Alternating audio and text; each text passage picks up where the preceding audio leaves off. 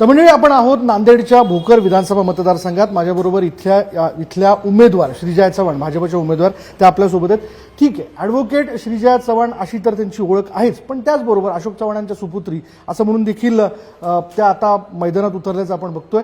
पण त्यांना काही वेगवेगळे प्रश्न आपण विचारणार आहोत. माझा आजचा हा इंटरव्ह्यू थोडासा वेगळा असणार आहे, पण पहिला प्रश्न अर्थात तो असा घेऊयात की आपण पहिल्यांदाच निवडणुकीच्या रिंगणात उतरताय. यापूर्वी आपण वडिलांच्या प्रचारात बऱ्याच वेळेस त्यांच्याबरोबर होतात, काम आपण केलेलं आहे, पण पहिल्यांदा उतरताना कोणते मुद्दे घेऊन तुम्ही जनतेसमोर जाताय, त्यांनी आपल्याला मतदान करावं यासाठी काय सांगताय?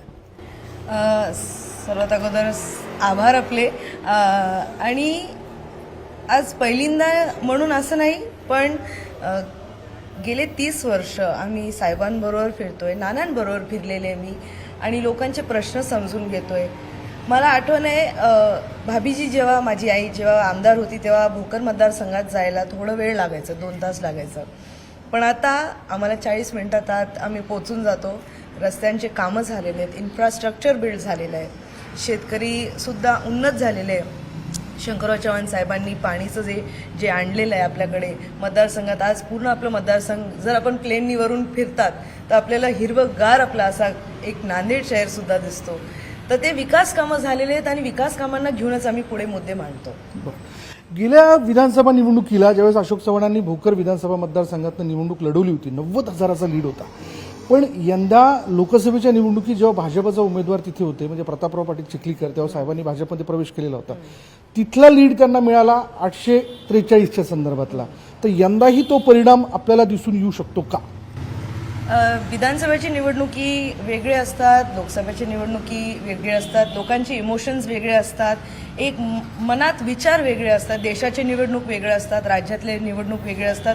ऑफकोर्स काही फॅक्टर्स असतात ज्याच्यामुळे निवडणुकी जिंकले जातात किंवा नाही, किंवा फेक नरेटिव्स असतात ज्याच्यामुळे खूप अडचणी येतात. पण ते आता मला दिसत नाही तसं. आता मला वाटत नाही की ते फेक नरेटिव्स आता चालणार आहेत, कारण काय लोकांना कळलेलं आहे, लोक समजूतदार आहेत आणि त्यांना समजलेलं आहे की ते सगळे फेक गोष्ट होती आणि त्याच्यावर आपला विकास होणार नाही. बर, जो एक या सगळ्या याच्यात घराणेशाहीचा आरोप होतोय त्याला आपण कसं उत्तर द्यायला? वाईट वाटतं, ठीक आहे. मी आपल्या वडिलांना देखील तोच प्रश्न विचारला की आपली मुलगी किंवा मुलगा परिपक्व झाली आहे का, मग आपण खरं तर तिला पुढल्या पायरीवरती पाठवतो. तो निर्णय अर्थात आपल्या वडिलांनी घेतला असेल, पण ज्यावेळेस असा आरोप होतो त्याला आपण काय उत्तर द्या? घराणेशाही कधी विचार केलेला नाही आहे, कारण का आमचा पूर्ण परिवार गेले 50 वर्ष लोकांच्या सेवेत इकडे हजर आहोत. आम्ही माणुसकी हे म्हणून लोकांची सेवा करतो. प्रत्येक एक जे कोण आमच्या बरोबर आहेत, आमच्या सोबत आलेले आहेत, त्यांना जोडायचं जे काम शंकरराव चव्हाण साहेबांपासून अशोकराव चव्हाण साहेबांपर्यंत, अमिताभ भाभींपर्यंत, जे आम्ही एक आमच्या मतदारसंघातल्या लोकांबरोबर एक जी नाळ आमची जुटलेली आहे, त्याला करायला 50 वर्ष गेलेले आहेत. आणि मला नाही वाटत आमच्या मतदारसंघात लोकांना असं घराणेशाहीचं काय वाटतं, कारण का त्यांनी आमच्या परिवाराला जवळून पाहिलेलं आहे. आम्ही लोकांची सेवेत इकडे हजर राहिलेलो ते पाहिलेलं आहे. तर मला तर त्याच्या गोष्टीवर जास्त काही वाटत नाही. चला, मी आता या सगळ्या राजकीय प्रश्नांकडनं थोडंसं मी त्यांच्या कुटुंबात डोकावणार आहे. आता मी एक वडील आणि मुलगी या अनुषंगाने मी त्यांना प्रश्न घेणार आहे. सांगा श्रीजया, वडिलांबरोबर आपण अनेक टर्म प्रचारामध्ये फिरला असाल, म्हणजे लहानपणापासून तर आत्ता या वयोगटापर्यंत येण्यापर्यंत तुम्ही अनेक निवडणुका घरातल्या जवळून बघितलेल्या आहे. आता ज्यावेळेस तुम्ही पहिल्यांदा मतदारांसमोर जात असाल, काही वेळेला काही गट असे असतात की थेट अंगावर येतात, ते तक्रार करतात, ॲग्रेसिव्ह होतात. तर कसं तुम्ही त्यांना हँडल करता, आणि हे तुम्ही वडिलांकडनं कशा पद्धतीने शिकलेला आहात? वडिलांकडनं I have learned to be patient, संयम. आणि माझ्या आईकडनं मी माझ्यातलं जे माझे गुण माझ्या आई वडिलांकडनं मिळालेले आहेत मला. तर माझे वडिलांकडनं मला खूप पेशंट हा नेचर आहे माझं. आणि माझी आई जिथे तिला अग्रेसिव्ह व्हायचं असेल, जिथे तिला खोटं पटत नाही, किंवा आम्ही प्रामाणिक प्रकाराने केलेलं काम लोकांना सांगायची गरज पडते, ह्या गोष्टीचं best of both worlds and best of both combinations that I am, की आज मला संयमसुद्धा आहे आणि माझ्यात ती हिंमतसुद्धा आहे की जेव्हा समोरून कोणी येतं तर त्यांना उत्तर द्यायला माझ्यात ती क्षमतासुद्धा आहे.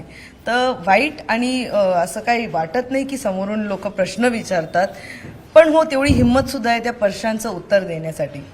तर वडिलांकडनं आईकडनं दोघांकडनं हे शिकलेले मी. बरं, दुसरं असं, ज्यावेळेस तुम्ही प्रचार संपून घरी येत असाल काय संवाद होतो तुमचा आणि तुमच्या वडिलांचा? काय ते तुम्हाला प्रश्न विचारतात, तुम्ही त्यांच्याबरोबर काय शेअर करता? बघा, मागच्या 2 महिन्यापासून आम्ही प्रचारात फिरतोय, लोकांबरोबर त्यांची समस्या जाणून घेतोय, त्यांचे काय अडीअडचणी ते सगळे घेतोय, स्टडी करतोय त्या गोष्टीचं. आणि असं नाही की आम्ही गावोगावी फिरताना लोकांचे प्रश्न आमच्या पुस्तकात लिहितो. मी स्वतः एक पेपर घेऊन कधी लिहिते आणि असं नाही होत की घरी आल्यावर तो पेपर कुठेतरी हरवला जातो. मला सुद्धा घरी आल्यावर साहेबांना पूर्ण रिपोर्टिंग द्यायला लागते की आज ह्या गावात मी भेट दिली आणि ह्या गावात ही सगळी गोष्टीची अडचण होती. संध्याकाळी आम्ही सगळे एकजूट भेटतो, डिनर टेबलवर आमचं सोबत जेवण तरी आमचं सोबत होतं. आणि तेव्हाच जेवण करताना आमचे हे 2 गोष्ट होतात की आज गावभरात फिरताना काय काय लोकांकडनं ऐकायला मिळालं आणि तिथे डिस्कशन होतो. पण ते डिस्कशन संपलं, सकाळी परत उत्तर द्यायची तयारी ठेवायची, परत गावात प्रचार करण्याची फिरायची तयारी ठेवायची.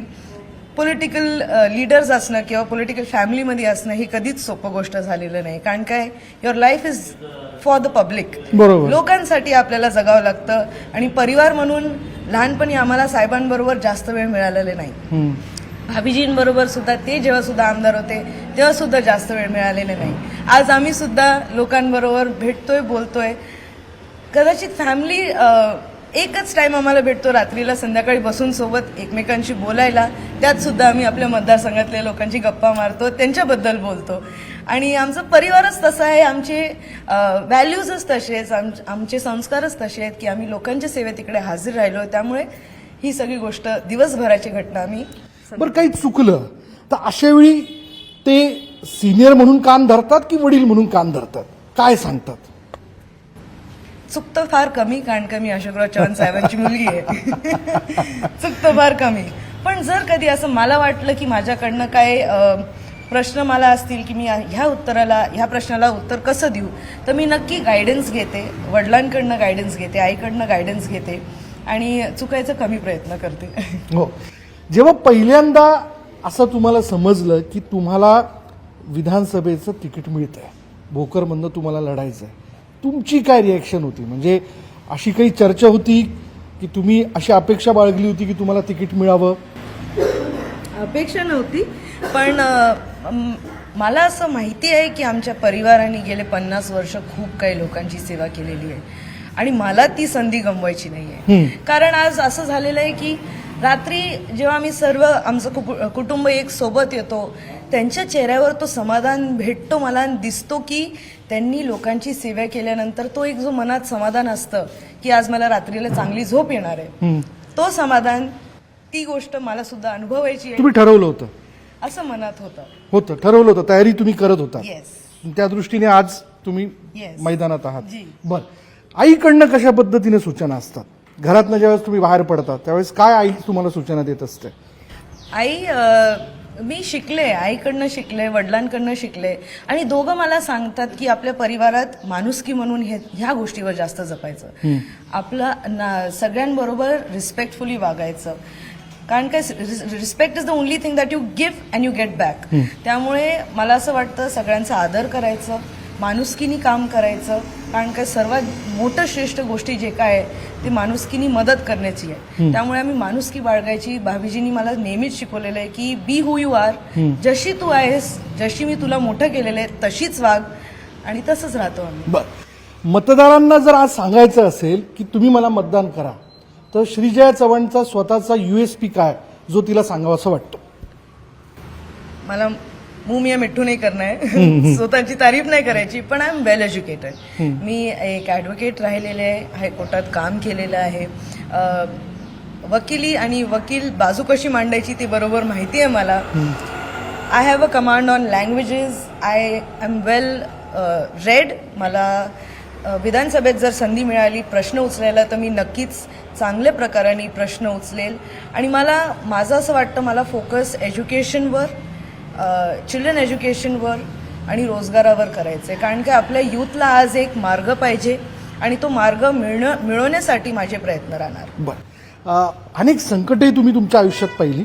अशावेळी खरं तर तुम्ही साहेबांबरोबर ठामपणे उभं राहिलेला असणार, पण ज्यावेळेस तुम्हाला स्वतःला म्हणून काही गोष्टी जाणवत असतील की मला कळत नाहीये पुढे कसं जावं, किंवा एक एक अशी अचानकच छोटीशी फ्रस्ट्रेशनची भावना येते ना, अशा वेळी तुमच्या दोघांमधला संवाद कसा असतो? आमच्या दोघांमधला संवाद म्हणजे वडिलांनी आम्ही दोघं डोळे बंद करून आजी नानांना आठवतो.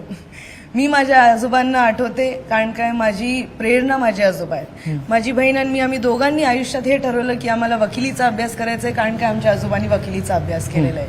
आणि योगायोग म्हणा, कोइन्सिडन्स म्हणा, ज्या दिवशी नानांना त्यांचं लॉ डिग्री मिळालेलं त्याच दिवशी आम्हाला सुद्धा आमचं लॉ डिग्री मिळालेलं आहे. आणि आय मीन असं नाही, I only think about my grandparents.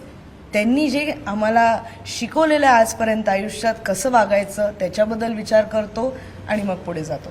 तुम्हाला खूप खूप शुभेच्छा. आणि तुम्ही ज्या पद्धतीने दौड घेतलेली तुमच्या मतदारसंघात ती यशस्वी हो. अशाच पद्धतीने वेगवेगळ्या भूमिकांमधनं तुम्ही भेटत राहा. धन्यवाद आमच्याशी बोलल्याबद्दल. थँक्यू. व्हिडिओ जर्नलिस्ट संदीप पवारसह विशाल परदेशी, न्यूज 18 लोकमत, नांदेड.